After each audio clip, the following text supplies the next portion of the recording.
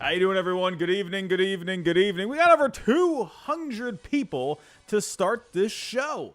That is amazing. How you doing, everyone? Good evening, good evening. I'm seeing a lot of members. I'm seeing moderators in the chat. Seeing a lot of familiar faces here. How you doing, everyone? Hope you all had a great weekend. I feel good. I feel rested. Well, kind of. I actually just got a video done not too long ago. I had to make a couple of quick fixes because Aaron Nola kind of ruined everything today. So I had to go back into the video. I had to edit a couple of things, and don't remember that I ever told you that. I'm just saying. But expect that video probably in a couple hours. I'm uploading it as we speak. It's just taking its time uploading, but that should be premiering in the next couple hours. So we'll be done with this stream way before that even premieres. So look out for that video. Probably around like 10:30 Eastern time. I know a lot of you on the West Coast. That's going to be great for you. But anyone else on the East Coast, if you can, just stay up for me. Stay up for like 15 minutes and watch my video premiering. It's going to be one free agent that each team should sign. Not predictions. They're not my predictions. I've already done my predictions, and those are set in stone. This is going to be one free agent that I think each team should sign. Let's see if they listen to me. They probably won't. I mean, what do I know? I got a potato for a brain. I don't know what the heck I'm talking about. Anyway, I'm rambling, everyone. How you doing? We got a lot to talk about tonight. We got Aaron Nola heading back to the Phillies. Cardinals fans are crying themselves to sleep. I thought for sure St. Louis would pony up the money. They did not get it done in the end. So we'll talk about what that means for the Phillies. What could that mean for the Cardinals? The Braves were in it until the end, according to reports. So we'll talk about the Atlanta Braves as well. We'll talk about the other pitchers that are remaining on the market. Mike Trout is in the news, I guess. I didn't really believe it from the get-go when I saw a tweet from Hector Gomez saying that maybe the Dodgers are going to be aggressive for him. I'll give you my thoughts on that. We got a little Shohei Ohtani. Shohei Ohtani is going to be in the news every single day. I'm sorry, everyone. Even if I got to dig deep and find something about Shohei Ohtani, even about maybe what he ate for breakfast that day, I'm going to report it. It's the offseason of Ohtani. What can I say? But Alek Manoah is in the news as well. Anything else that flows through, if anything happens, we'll be here to break it live. Everyone, thank you for stopping by. If you can, hit that subscribe button for me. If you are new, we were getting a lot of new traffic lately. Thank you to all the new subscribers lately.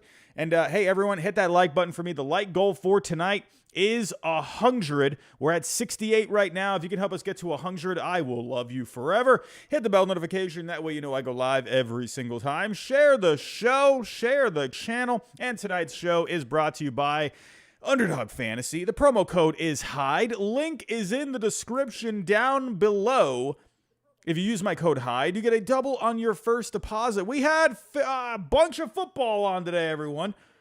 I haven't really been keeping up with it. I guess did my Patriots lose? Did they even play today? I don't even know what the heck is going on. But we got a whole bunch of football today. We got Monday Night Football tomorrow night as well. So this is a good time to head on over, click the link, and go put in some bets for some Monday Night Football. But as always, play responsibly. And don't forget, everyone, if you are looking to head to any type of event, not baseball, unfortunately. It's not baseball season, but if you're going to any football, basketball, UFC, whatever it may be, go check out SeatGeek. Use my code HIDE, $20 off. Here we go, everyone. Let's get to it. We got about 300 people to start the show. It's always nice to see all of your friendly faces. And here we go. Aaron Nola heading back to the Phillies. And, it's weird, right? Because I feel surprised, but I'm not surprised at the same time, right? Aaron Nola, like the one thing that kind of jumped off the screen with everyone, with Aaron Nola last year, his numbers were up and down, right? Some of the advanced numbers were down with him. He did look better in the postseason. Then he had the, one rough start against the Diamondbacks there in the championship series. But overall, he did look good in the postseason. So there were some thoughts with me. I figured a team out there would pony up the money for him. I figured, if you think about a lot of starting pitchers where they hit free agency, more often than not, they tend to go with other teams. And you know what? I'm going to actually I'm going to confirm this on the spot. I actually wanted to look at this. And let's actually go take a look. Let's go take a look at the biggest contracts for pitchers right now. And I feel like that is actually something that happens more often than not. Pitchers tend to go elsewhere. Now, if you take a look here, all right, Garrett Cole, right, he went elsewhere. Strasburg stayed, right? DeGrom, he went elsewhere. Rodon, he went elsewhere. Sale did sign the extension. Corbin went elsewhere. Barrios did get traded, so he did sign the long-term extension. Scherzer, he ended up getting traded, but then he went to the Mets. And Wheeler, so he ended up going elsewhere. I mean, a lot of pitchers tend to go to other teams. So I figured, you know what? Probably the same thing would happen with Aaron Nola. I mean, that's just kind of the history of it. Pitchers just tend to go to a different team when they hit free agency. So it's not often that you see a guy sign when they do hit their free agency. It's not often where you see them re-sign with their team that they were with. So it's actually nice to see that. I like that Aaron Nola, it looks like he's going to be sticking around with the Phillies, right? There's no opt-outs. There's no club options, right? I don't think... Is there any no trade clauses in this? I actually don't see. So it's going to be 7 years, 172. I don't know if there is a no trade clause in this. I haven't seen anything. I do know that there were no opt-outs and there were no club options as well. But obviously, for the Phillies, I mean, listen, this is a great move for the Phillies. I mean, when you're looking at the rotation, yeah, they're keeping it in tow, right? They're keeping everything together. However, if the Phillies want to take that next step, what do they do now? Right? Do they go out there and do they maybe go and add someone else? Right now, their payroll, $237 for 2024. That's the estimated number. So, and when you're, looking at the luxury tax, I mean, they're right at I mean, it's estimated to be right at the limit of 237. So, are they going to go over it?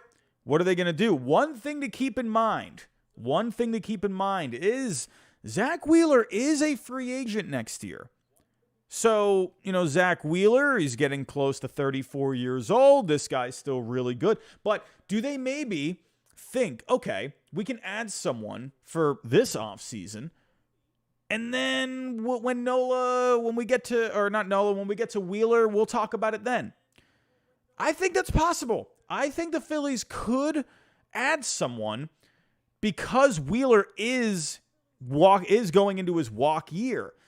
So could they go after one of these other guys? They have been linked to Yamamoto. So let's actually go look at the rest of the starting pitchers.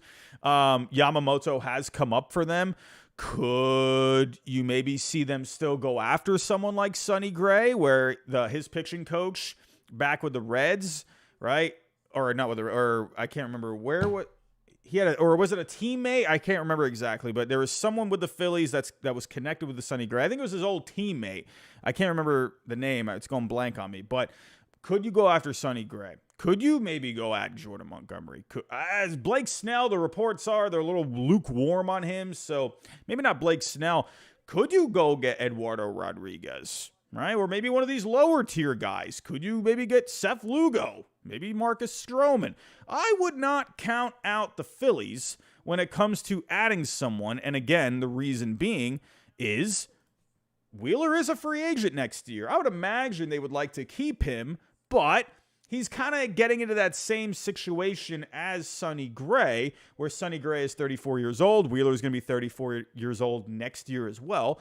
So could it just end up being maybe Wheeler ends up getting like a 3 or 4 year deal, right? That's the expectation with Sonny Gray. A lot of people are thinking 4 years tops, right? Fangraphs, the projection that they have for him was 3 years. I feel like he'll end up getting 4, but you never know. I mean, teams, do they want to be giving out a contract for someone that's going to be entering their 35 plus years, where historically they tend not to hold up as well? So this is something to pay attention to. Don't count the Phillies out, because remember, it's very similar to the Yankees last year, where the Yankees, they held on to Judge, right? And then they added more, right? They ended up signing Carlos Rodon. Yes, I know that was a bust, but I think the Phillies could do something else here. And if it ends up not being one of these, bigger names out there, could it end up just being someone like Seth Lugo, right? I could maybe see Dombrowski putting in a bid for Eduardo Rodriguez, someone that he is familiar with. I did predict Eduardo Rodriguez to go to the Phillies. Swung and missed on Aaron Nola. I figured maybe the Cardinals would pony up. I don't know. But in the end, I think it's a great move for the Phillies. You know what? This is a guy that's a workhorse for you. He's always been very durable. Sure, up and down season last year, but innings are innings, right? Aaron Nola, at the end of the day, sure, he wasn't the typical Aaron Nola that we've been seeing the last couple of years prior, but the innings that he was giving you were still, in the end, pretty solid innings for the most part, maybe a bit more around league average. But hey, league average innings, and when teams are trying to fill, the 700, 800 innings that you need for a season, hey, this is a great guy to have. So I think he's earned the money. Any guy that's a workhorse like him, I always think they deserve some bucks, man. So, hey, good for the Phillies. Good for Aaron Nola getting paid. Let's see what the Phillies end up doing next. Now, let's move on. What could this mean for some other pitchers out there? I just mentioned Sonny Gray. Could Sonny Gray maybe be an option that comes off next? And before I get to that, I did see a super chat coming in. Jacob Toon, $1.99, just putting it out there. Ohtani and Soto to the Rays. Listen, Jacob Toon, I love the ambition. I love the thinking, right? You're going big. I love it. But my goodness, I don't know, man. I don't know. Jacob Toon, I don't know. I think you need to go take a nap. I think you need to go think about it. Maybe have a sandwich while you're thinking about it. Listen, if the Rays somehow came out of nowhere and just dropped like $800 million, listen. Could we, all these years, the Rays not spending money, could it be that they've been saving their pennies for the last 20 years for this moment? They go get Ohtani, Soto. Why not? Go throw in a couple of these pitchers too. Let's go spend $1 billion. Let's do it. I'm kidding, of course. But hey, the Rays, who knows? But let's see what the Rays do this offseason. Hey, Glasnow, his name's been coming up. Let's see. But let's talk a little Sonny Gray here. Now, Jeff Passan did report this today. The Atlanta Braves were a real threat to poach Aaron Nola. Listen, if you remember, I said this during the postseason. After the Braves got knocked out, I said, what would be hilarious? If the Braves, they said, all right, Philly, you want to knock us out of the postseason? You want to embarrass us? Well, you know what? We're going to go take one of your best pitchers in Aaron Nola. And it actually came pretty close today, according to Jeff Passan. The Braves were a real threat to Aaron Nola, but as negotiations with Nola and his agents, Joe Longo and Garrett Parcell, went on, the Phillies stepped up and gave out their biggest contract for a pitcher and the 11th biggest contract ever. So it looks like the Braves, they were really on Aaron Nola. Listen, with the Atlanta Braves, it makes sense. There's a lot of question marks with the rotation. Besides Strider, there are question marks. Sure, yes, I like Max Fried, but hey, this guy's had a couple of bumps the last couple of years where he has missed some time. So I could see the Atlanta Braves making a push for someone like Nola who can give you innings, and he's obviously very familiar with that division. So it was a no-brainer for the Braves to try and add something. And with the Braves, when you look at the payroll right now, estimated around $203 million. Listen, they got some room here. If you got the luxury tax at $237, they got a little wiggle room here where they could go spend something. Listen, they've been connected with Ohtani. Their name has been popping up. Listen, the Braves, we all know how good this Braves team was last year. This offense was incredible. This team is ready to win a championship. But this rotation could use something. So could maybe someone like Sonny Gray be on their radar? Could you maybe go get Sonny Gray, maybe even someone else? I don't know. But the Braves, they could definitely use some starting pitching because there's a lot of question marks. Well, Kyle Wright, he's no longer with the team, but Kyle Wright, he's not even he wasn't even going to be pitching anyway, so we don't have to worry about that anymore. Charlie Morton, they did bring back with the club option, but I mean, who knows? He's 40 years old now. I mean, who knows you're going to get out of Charlie Morton, right? He wasn't even available for the postseason. So, it's kind of one of those things where can you really count on Charlie Morton? Let's say even if he gives you 180, even 160 innings next year, will he be ready for the postseason? I don't know. I would like Charlie Morton in the postseason, but will he get there? So I think it makes sense for the Braves to go out there and go add someone for this rotation. So the Braves, according to reports, according to John Morosi, actually, here is the tweet from today. The Braves are one of the top suitors for free agent Sonny Gray, sources say. That rhymed. Atlanta had spoken with Aaron Nola's camp before Nola returned to the Phillies. So, when I think of Sonny Gray, I think he's definitely someone that you would like to add, right? And the one advantage of Sonny Gray is you're probably not going to have to commit 7 years for him, I would imagine. He's 34 years old, right? Fangraphs, they are projecting 3 years, $63 million. I think he could push 4, right? Try and get into that age 38 season. However, the one thing with Sonny Gray is there is a qualifying offer. So I wonder if the Braves would like to give up a pick. I mean, I guess they were okay with it because Aaron Nola did have a qualifying offer as well. So it seems like they were fine with giving it up. So could they go after Gray? Could you even go after possibly someone like Blake Snell? Blake Snell, I would imagine, is going to get roughly right around the same AAV. At least that's what Fangraphs is projecting, $25 million per year. So I honestly think they're saying 5 years for Blake Snell. I could honestly see 6, 7. Nola, they projected 6 and he got 7.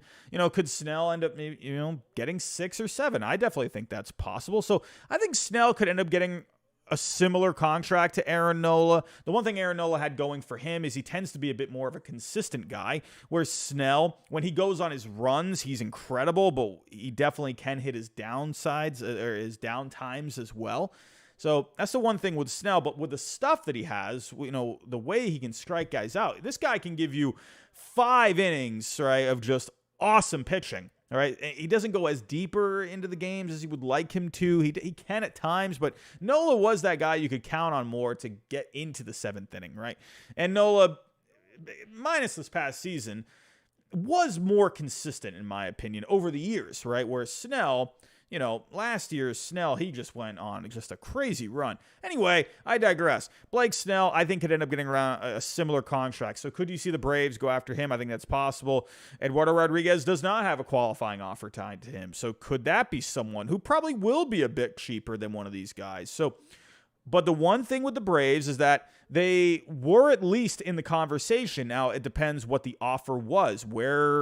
How far were the Braves going here? Were they going maybe like 6 years, maybe like 150 or something like what Fangraphs was projecting? Did they want to go past that? I mean, maybe they were giving 7, but maybe they were going like 165 or 160, something like that.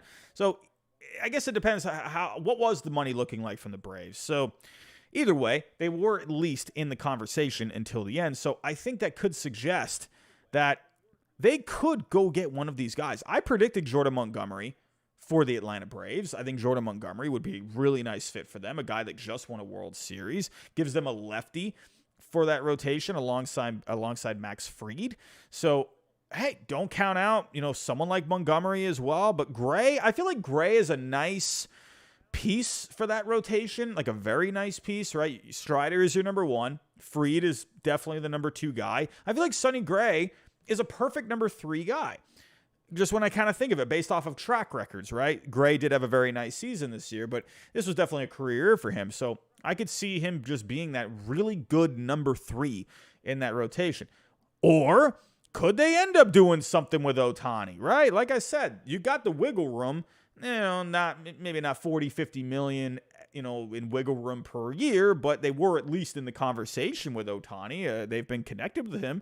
So I would expect the Braves to do something, especially since they were in the conversation for Aaron Nola, right? Look what happened with the Padres last year. They were in the conversation for a lot of guys, Trey Turner, Aaron Judge, ended up getting Xander Bogaerts. So I do expect the Braves to get something done. And Bob Nightingale is actually reporting that as well. Executives believe that Atlanta is poised to strike big after saving about $12 million in their trades and non-tenders on Friday. I actually did not go live for that. I was very busy this past weekend. A lot of non-tenders this Friday, and a lot of non-surprises, really. I mean, Brandon Woodruff, a lot of people were stunned by that, but you don't even know what his health was going to be like for next year. And the Brewers, they're a bit in limbo right now. You don't really know what's even going on with them. Obviously Counsell leaving. So it feels like it could be more of like a transition kind of a year for the Brewers. Maybe not a full-blown rebuild, but more like a retool kind of a year. Put the best team you can on the field, see what you can do. But it would make sense that they try to clear some money off the books. And Corbin Burns obviously is a big trade candidate. Adames too. So I wasn't surprised about Woodruff honestly getting non-tendered, especially, considering how the shoulder has been. So, but anyway, Atlanta, they definitely cleared a lot of space. There was the Aaron Bummer trade as well. They got rid of a lot of roster space with that one off the 40-man. So it feels like Atlanta is gearing up for something here, right? So, I mean, that's crazy. They traded away 6 players and they non-tendered 7, right? So they're looking to really retool, looking to add something here. I'm waiting for the Atlanta Braves to do something. And I like that because Atlanta, when you think about Atlanta in free agency, they tend to not really be like a big player in free agency. They've made some decent signings over the years, but when you think about it, they've done more of the pay the guys through their arbitration years kind of moves. They've made trades. So you don't really ever see the Braves really break out the checkbook in free agency. They have done it, but not for any of these big name guys. So I think this is actually pretty exciting considering where the Braves are when it comes to competing, right? Yeah, sure, they got knocked out of the playoffs this year, but they're going to be right back in it next year. They still have a great squad. So I'm excited to see what the Atlanta Braves end up doing. Could that move end up being Sonny Gray? I think it's very possible. But the fact that they were in the conversation for Aaron Nola, that is one thing to think about. Now, one thing with Sonny Gray, I do want to point out, and let me actually pull this up here. You all know me. I like to look at my stats. I like to do all the nerd stuff. What can I say? But if we're actually looking at the stats here, I actually do wonder if Sonny Gray would be an amazing fit for them. Now, if you look at the Braves infield last year, their infield had negative 18 outs above average, right? They were 25th overall. Their infield, not the whole defense. And when you look at Sonny Gray, he's got a pretty big ground ball percentage of 47.3%. It doesn't necessarily mean he's a bad fit with the team, but it is something to think about where he does get more ground balls. He strikes guys out too, right around 9 strikeouts per 9. He's definitely going to keep the ball in the yard. But when you think of Sonny Gray, you do think a lot of ground balls, and last year the Braves didn't show a whole lot in their infield, right? So something to think about.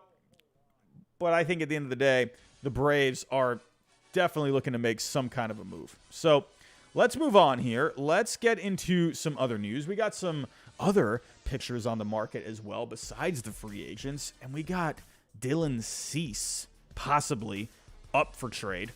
And I also want to point this out with Aaron Nola before I get to this story. What were the Cardinals even doing? The Cardinals, I guess, weren't even in the conversation for Aaron Nola, according to Derek Gould. The Cardinals never got to the point of making an offer to Aaron Nola or even meeting with him. They were not even a team that were actively engaged in trying to lure him away. St. Louis, what the heck are you doing? What are you doing? Step it up here, St. Louis. You need pitching. You weren't even, there wasn't even a meeting? I mean, come on here, St. Louis. We got to get this together. Ugh. Mozeliak, listen, you're telling Cardinals fans all across the land you're going to add some pitching, and you didn't even meet with Nola? I mean, come on, you couldn't even have a sit down, have a cup of coffee, maybe a scone, something, nice croissant, nice warm, buttery, crispy croissant.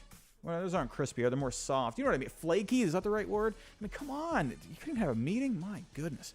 Anyway, let's move on here. And we got a little news about, or actually, one more thing about the Cardinals. At least they are viewed as the favorite to sign Sonny Gray, according to Bob Nightingale. He says here, the Cardinals, the favorites to sign Sonny Gray. Now, I think he would be a better fit for the Cardinals because they have a better defensive infield, in my opinion. So keep that in mind. Watch out. I did predict Sonny Gray for the Cardinals. Let's see if they actually do it. So, moving on here. As for the other pitchers on the market that are not free agents, you got trades, you got Dylan Cease, and the Dodgers, according to Bob Nightingale's on a roll right now. Remember, it was John Morosi last week. John Morosi was all over the place. All right, now it's Bob Nightingale. Bob Nightingale saw John Morosi out there reporting everything. And Bob, that dude got his big boy pants on. He said, all right, I'm gonna start reporting my own news here. I'm going to step this up a little bit.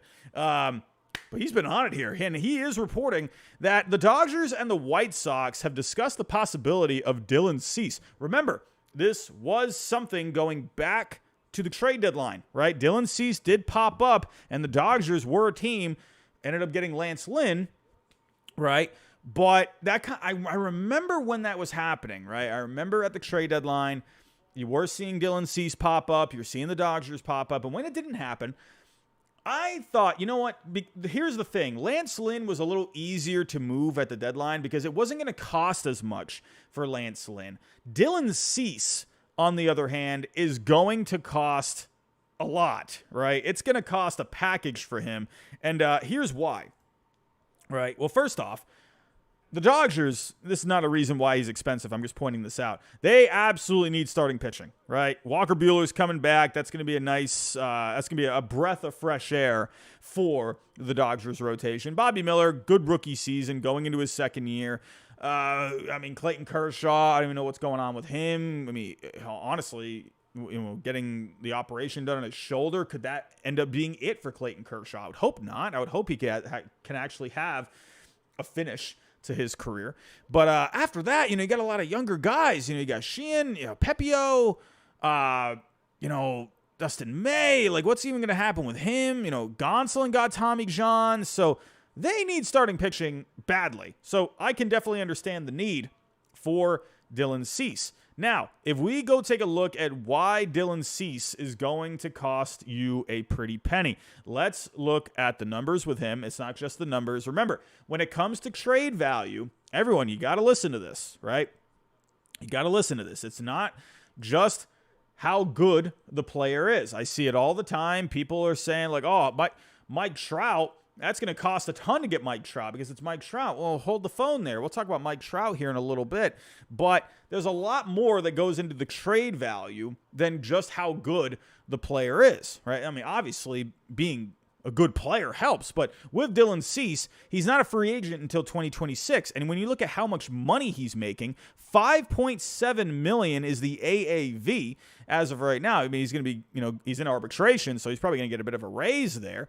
So, he has control, he's not expensive, and he puts up pretty good numbers year to year, and he also has some pretty good projected numbers as well. Now, the one thing with Dylan Cease I want everyone to pay attention to, the ERA didn't look very good last year, 4.58, but the 3.72 FIP is very dandy. And actually, if you go look at the Sierra, that was a little lower than the ERA as well. He had a 4.10 Sierra last year. So Dylan Cease, I think, is a solid above average pitcher to have in your rotation, right? When the reason I lean towards above average, right, because when you look at the ERA, that does look pretty high.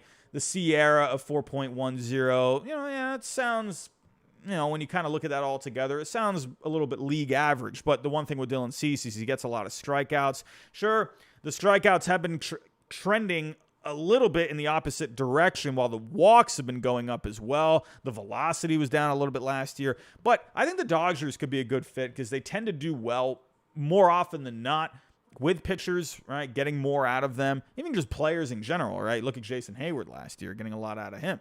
So with Dylan Cease right now on baseball trade values, $44.8 million surplus, right? So that could go as low as around $36 million, or it could even go as high as $54 million. One thing I left out with why Dylan Cease's trade value is on the higher side. Listen, it's hard to get starting pitching that is actually pretty good, right? Cost-controlled starting pitching is pretty scarce. Teams usually don't want to give that up. And the White Sox, I actually think, are in a pretty good spot right now because you could just hang on to Dylan Cease. At the end of the day, right? They are trying to retool, but the White Sox also know that he will bring you back something. So that is something to consider. But what I like about the White Sox with Dylan Cease is that they have leverage with him because they could just pivot and just say, hey, you know what? We got some pretty good players on this team. We got Luis Robert. We got, some decent players. So you have a reason to hang on to him. So I actually think they're in a really good spot for his trade market. And when you put that all together, you're looking at around $45 million, right? So what would it take from the Dodgers to get this done? Well, luckily, the Dodgers have a very good farm system. They got some younger players, and they could even send back like a younger starting pitcher that has already gotten some major league experience. Could you do someone like Emmett Sheehan? Could you do someone like Ryan Pepio? You could do...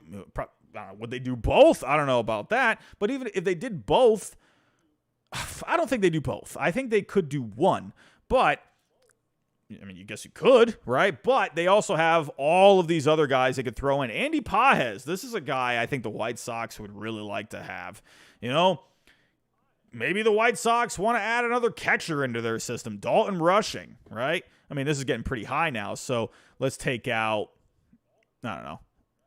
Well, you could probably either do Sheehan, either Pages or Rushing, right? And then you could probably add a couple other pieces, like a couple smaller pieces, right? So let's say I'll do Pages, right?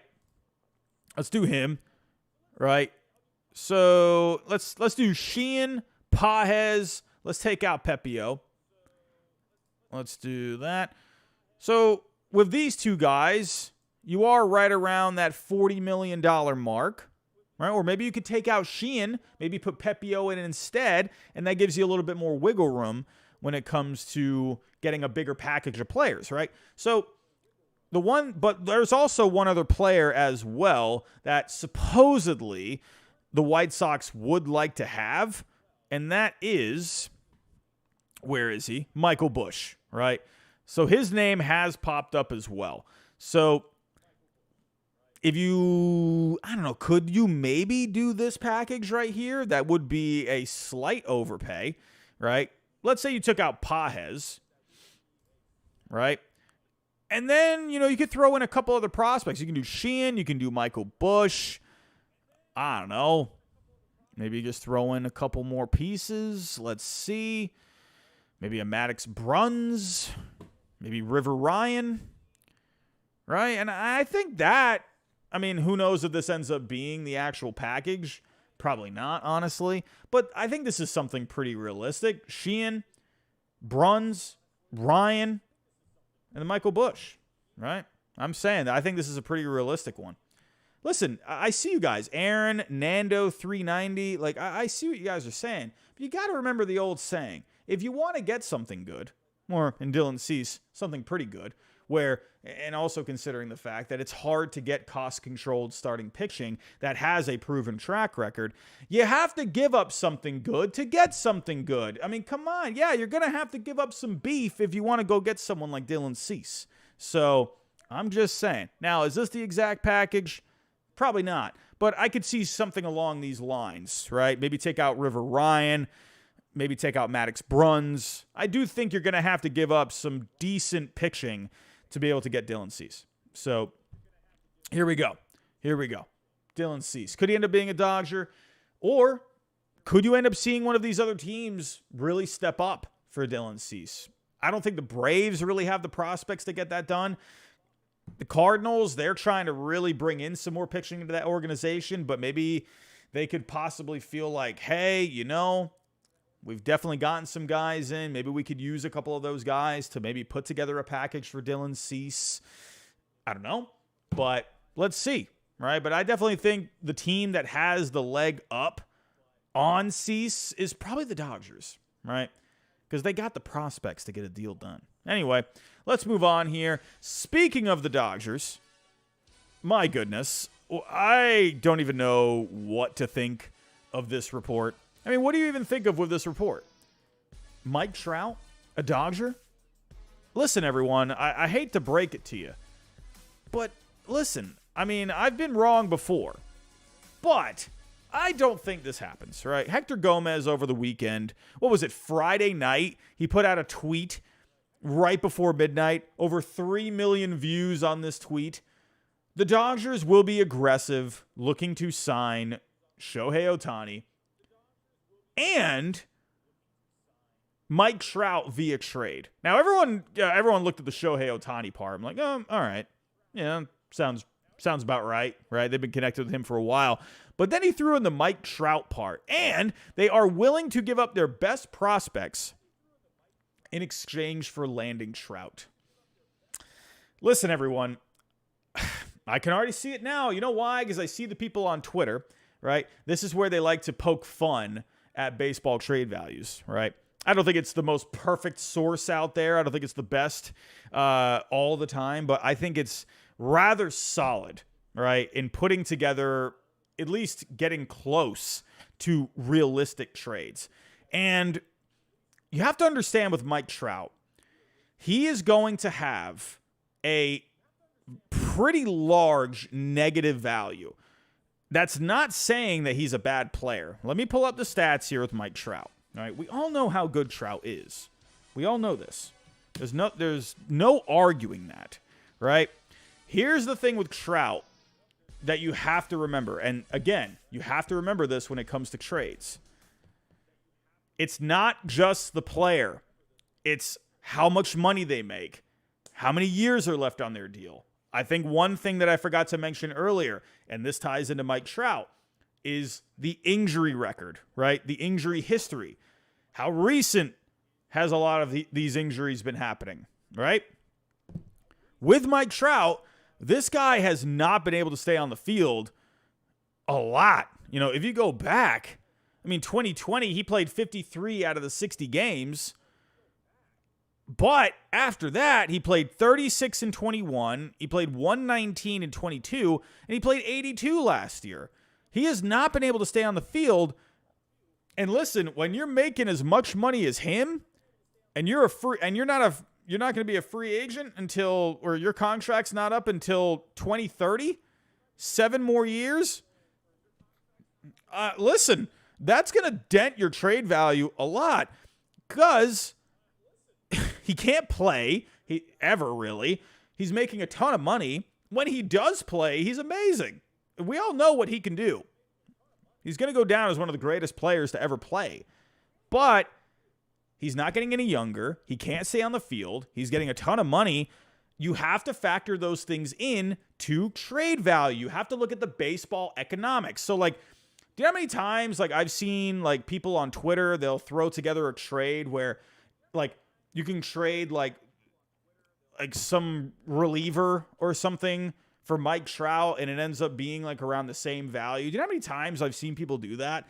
And when I see people do that, it's I'm not saying I'm an expert by any means, but it's just showing a lack of understanding for the baseball economics, right? Because it's more than just the player. This isn't MLB The Show, right? There's so many things that go into it. So right now, when you're looking at Mike Trout, you're looking at negative $83.9 million. And again, that's not a reflection of Trout the player.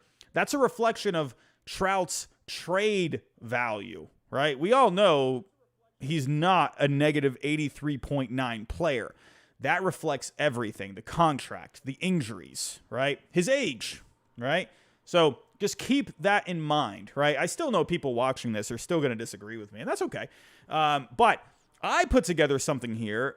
You're probably thinking, Robbie, what the heck kind of a trade is this? Well, I saw this trade from ESPN, right?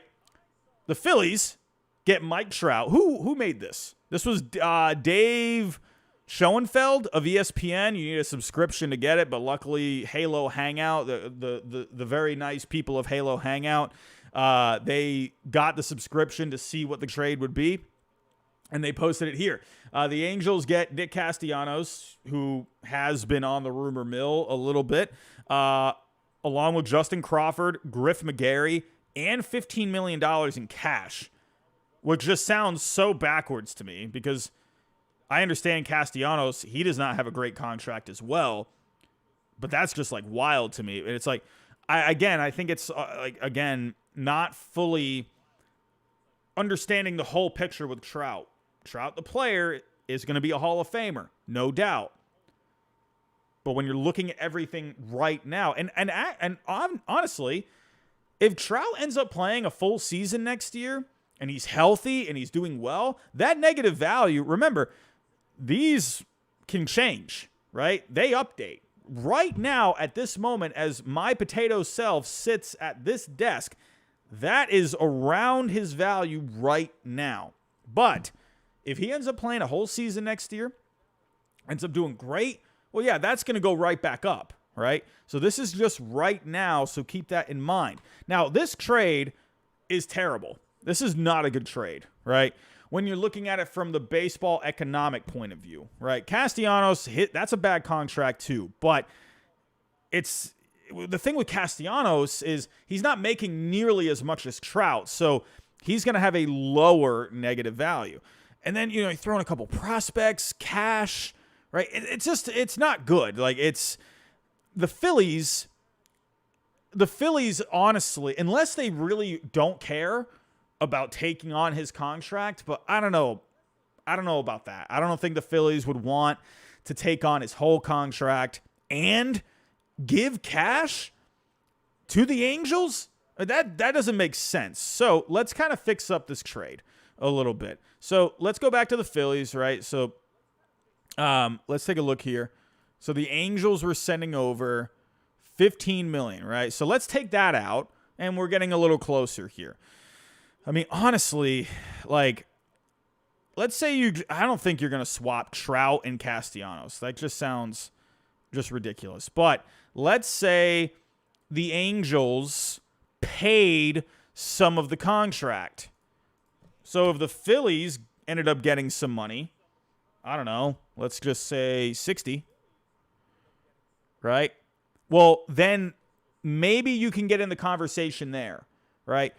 The Angels, as of right now, they are going to have to pay some money for Trout. And unless the Phillies are like, all right, okay, we'll just take Trout, right? You don't have to give us any cash. Trout is Trout. We feel good about him, right? If the Angels, if you take out the money that in this mock trade that was sending cash to the Angels, no, take that out, and the Angels are going to have to send over some cash with Trout, then maybe I could see something like this. Probably not, to be completely honest with you. That would be nuts, man. Like, I've been on the record saying I feel like the Angels should just tear the whole thing down. All right. I think they should trade Trout. I think the Phillies would be a great place for Trout. Right. So would I do this? I would probably want a little bit more when it comes to the prospects. I would honestly, if I could somehow get Mick Abel, I'd like Justin Crawford. I think that would be a nice piece to get back in a package. I would probably want either Abel or Painter, to be completely honest with you. When it comes to a name like Trout, you got to get some good prospects back. Anyway, when it comes to a trade actually happening, Angels GM Perry Managian reiterates that Mike Trout will be playing for the Angels in 2024 after several large market teams privately inquired about his availability. So, just saying. I don't think it's going to happen. I don't think he's going anywhere. I think you're going to have to take out, or you're going to have to send over too much money. It's just not going to happen, right? I just don't see it happening, to be completely honest with you. Dylan, $4.99. How are we doing, my friend? Do you see the Red Sox going after Burns since Woodruff was let go? Would be a great number 2 in back of, hopefully, Yamamoto. I would not mind Burns at all. I just think, personally, I think the Red Sox, like, thinking of... They could do it. They have made trades like that in the past, but if I'm thinking what the Red Sox are thinking, I'm thinking personally here, they want someone under a bit more contract control. I would think even Dylan Cease. I like Burns better than Dylan Cease, but I think that extra year of control might be something that the Red Sox would want more. I think that's something that might hold it up a little bit, personally, right? Because Burns is a free agent, right? Unless they can work out an extension. I would love Burns. I would love the talent of Burns in this rotation. I would. So, I would love him. Will they get him? I don't know. I think the Red Sox, like with Breslow, I could see him wanting to get someone a little more under control. So that way he can kind of build the rotation for the next few years, personally. So, anyway, let's move on here. We do have a little something as well on some other pitching out there. And we got Alek Manoah. And some rival executives, and this is on The Athletic, according to Ken Rosenthal, some rival executives speaking on condition of anonymity in order to avoid charges of tampering, say the Blue Jays are open to moving right-hander Alek Manoah. How open remains to be seen. Right? He did also mention here the fact that, remember the whole thing with Manoah last year in the Blue Jays? He had a rough season last year. He was getting sent back down. He got sent back down to rookie ball, right? He got called back up later on, but then they were going to send him down to AAA. He didn't even report. Like, there was a whole ton of stuff going on. I'll be honest with you. Alek Manoah, which is crazy to think that Alek Manoah, after the great start to his career, could end up getting traded from the Blue Jays. That's wild. Can you imagine that? Like, after just the great year he had 2 years ago, possibly going somewhere else. And listen, I don't think it's completely far-fetched. I really don't. I think it's kind of one of those things. We don't know exactly what's going on behind the scenes, so I can sit here and act like I do. I don't know anything. But based off of what we've read, it sounds like that's a pretty strained relationship in the end. I just wonder if he could end up being like a change of scenery kind of a guy. And there is something with Manoah as well. With Manoah, he does still have value. You might think his value is completely shot, but no, Manoah, he will still bring you something in, because you have to remember with Manoah, is that he obviously had the really good year a couple of years ago, right? He has the track record of pitching well in the major leagues. Something happened last year. Mechanics were off. Just something was not going right with Manoah last year. To me, it sounds like a mechanical kind of a thing, right? Something going on there where he wasn't able to locate as well. The command wasn't doing as great. But he still had a good year 2 years ago. So there is still some value, along with the fact that he has contract control, right? And that's another thing too. Robert Vale, maybe the pitch clock, right? Maybe that got to him. Maybe, I don't know. I was seeing some stuff out there that, and not me, I'm not saying it, I'm just reading it, is people thought maybe he wasn't, in good enough shape, right, for the pitch clock. I read some stuff out there about that. But it's not out of the realm of possibility. He's a bigger guy, right? Maybe he just needed some more time to get adjusted to it. I don't know.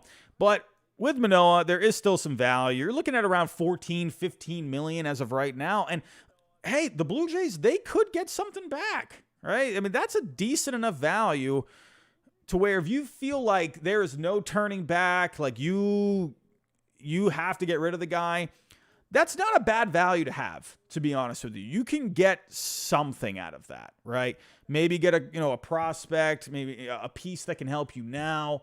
Maybe, I don't know. But with teams always looking for starting pitching, and that value is not completely like, what's the word I'm looking for? It's not too high, right? I think teams would be willing to spend this much to get him. I don't think it's completely crazy to think that he could go somewhere different, right? Who knows? We'll have to wait and see. But 26 years old, a starting pitcher that had a good year 2 years ago, under a lot of contract control. Listen, I don't think it's completely crazy. So let's see what happens here with Alek Manoah. We got one more story, and we can't get out of here until Shohei Ohtani is talked about. And we can cross one team off the list for Shohei Ohtani. And that is the Seattle Mariners. And according to industry sources, well, actually, according to Daniel Kramer, industry sources say landing Ohtani doesn't appear to be within the Mariners' realistic agenda this offseason. I kind of saw that coming, but I saw maybe if the Mariners were looking to get a little spicy, right? People in Seattle wanted this guy to come along for the ride, right? You were hearing all the chants at the All-Star game, right? But at the end of the day, were they going to spend the money for him? They got Robbie Ray. They spent big on him. They did the long-term extension for Julio Rodriguez. So, I don't know. I just wasn't really completely sold. I liked the fit of Shohei Ohtani. I think he fits the team well. If you put him on paper, he fits any team well, right? But if you put him on paper on the Mariners, all of a sudden the Mariners, they look great with Ohtani in that lineup. But financially, it's just something, it doesn't sound like something the Mariners would do. So, looking at that, I don't know. It just didn't really ever seem possible. With the Mariners, their payroll right now, it's not very high, right? When you're looking at their payroll. What is it again? Like 120? 143 is the estimated for 2024. So, you got a little beef on here. J-Rod, he's not going to be making actually, when you look at J-Rod's contract, it's actually pretty nice, to be honest. They're only paying him $12 million. Next year, it bumps up to 20 after that, but that's not a bad salary for the Mariners payroll right there, especially with the type of player he is. But Robbie Ray making 23. Remember, they did sign Castillo. I forgot about him as well. And then they got some modest contracts: J.P. Crawford, Suarez, Gonzalez. But still, they're way under that luxury tax limit. So you always thought there could be a chance, but I don't know. Were they going to do it? I didn't count them out. So, but when I did see this report, I definitely thought, you know what? Yeah, I'm not really surprised, honestly. Right now, the teams that are looking strong for Ohtani, according to the reports out there, are the Dodgers and the Cubs. There was another report that maybe Ohtani doesn't really want to go to Oracle for the Giants, right? Because he thinks that he might not have the best numbers at Oracle, right? It is a bit more of a spacious park. I don't know. It's Ohtani. He hits the crap out of the ball. I don't think it matters where he plays. But I think Ohtani, Dodgers, obviously, the Cubs, they seem to be hanging around there. The Rangers, that's a team, according to reports, that he has a respect for the Rangers. Did I just say the Mariners? Sorry, the Rangers. The Rangers, listen, they impressed Ohtani way back when before he signed with the Angels, and he remembers that. And obviously winning a World Series helps you a lot. Man, could you imagine the Rangers get Ohtani? What a few years for the Rangers, man. Crazy. There are reports that he likes Fenway Park in Boston. You got New Balance there. So I don't think they're going to get him, honestly. I think they need to turn their attention elsewhere, especially when it comes to spending the big bucks. They need to go land a couple of pitchers, to be honest with you. If Ohtani could pitch, I think that's a different conversation. But, to me, it just feels like the Dodgers right now. I'm still going to laugh hysterically if the Angels somehow convince him to come back. I'm not going to count them out until a team is announced, right? The Angels, at the end of the day, that's where he's spent his entire career so far in Major League Baseball. It's the Angels. I'm not counting them out until it is announced that he's with the Dodgers, with the Rangers, with the Cubs, the Red Sox, and supposedly the Blue Jays have been listed as a sleeper team for Shohei Ohtani. So that is one thing to think about. They got a big Asian, market over there. I wonder. That'd be crazy if they got Ohtani. I mean, my goodness, they could definitely pay him, right? Got the Rogers, network over there. I wonder. Man, Ohtani, a Blue Jay? My goodness. But, everyone, I'm going to wrap this up. I think we have talked about everything we can talk about, right? We had a lot of news to cover tonight. Aaron Nola, the big one. What's going to happen with the Atlanta Braves after missing on Aaron Nola? Could they get Sonny Gray? Could they get one of these other pitchers out there, right? Mike Trout. Don't think he's going anywhere, honestly, but who knows? Maybe. Dylan Cease, I think he's going to go somewhere. I mean, if the teams are lining up to make an offer for Dylan Cease, I think it's very possible he could go somewhere. Could we hear something about Ohtani this coming week? We're drawing closer and closer and closer to the winter meetings. Listen, everyone, the winter meetings are 2 weeks away. I don't think we see anything for Ohtani this week. I don't know. Maybe we do. I think you could definitely see something, if not next week, the week after, right? Buckle your seatbelts, everyone. Buckle your seatbelts. I'm just saying. I think we had a super chat come in. I'm going to get to that super chat real quick. Dylan. We got that one. Dylan, thank you so much for that super chat, the $4.99. I think we got everything. If I did miss one, I don't think I missed any super chats. Let me just make sure. You all know me and my potato brain. I tend to miss. Let's see. We had Jacob Toon. I'm so sorry. Oh, no, Sean McNally. I had you on too. Or I got one from you too. Sean McNally, I'm about to give too much money for a Seager card. What is the money? I mean, my goodness. Corey Seager. Not a bad card to have. Don't blow your life savings. Jacob Toon, $4.99 as well. Super random, but Taylor Walls has a higher career WAR than Dante Bichette, according to Baseball Reference. I like Taylor Walls. Honestly, I like Taylor Walls. I get very good defense from him. What is Taylor Walls right now when it comes to the Baseball Reference wins above replacement? 6.0. I mean, he's not the greatest hitter, but he's going to give you some pretty solid defense out there. I do like that. Let's see if the bat can get going with him. I'm just saying. Anyway, I'm out of here, everyone. Everyone, actually, don't go anywhere. Don't go anywhere. We have a video premiering here in the next hour, right? And here we go. Everyone, it is there. You can go click on it right now. One MLB free agent each team should sign. 10:30 Eastern time. I'm going to put the link in the description so that way you all have it. So let me actually do that for you right now. Here we go. I'm sharing it. I got the link ready. I'm going to put this in the chat.